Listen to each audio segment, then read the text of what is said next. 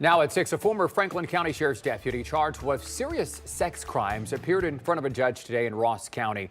50-year-old Charles Davis is facing 58 felony charges, including rape, gross sexual imposition.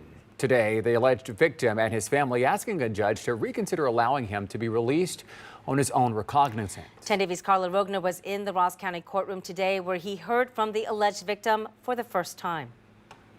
The victim wasn't able to be at the arraignment and says since Davis was released, he's been afraid that he could show up at his school or extracurriculars and confront him for coming forward. Charles Davis was in court today with his attorney and listened as the now 16-year-old victim read a statement to the judge. The victim and his mother asked the court for more protections against Davis and a monetary bond. The judge did not set a bond since he says Davis has complied with GPS monitoring and is not a flight risk. He did impose a temporary protection order requiring Davis to stay 500 yards away from the victim and his school events. The victim and his mother asked us not to share their names or faces. When I found out that he got an ROR bond, I was quite upset and scared.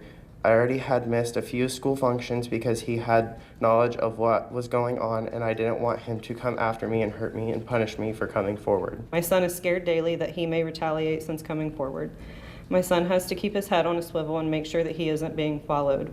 My son has to keep his senses of situational awareness heightened more than a child should while running and training for a sport that he loves so much. Davis was released again today on his own recognizance. The sheriff's office announced earlier this month that he has been fired from his position. A judge set a trial date for early March next year. In Ross County, Carla Rogner, 10 TV News.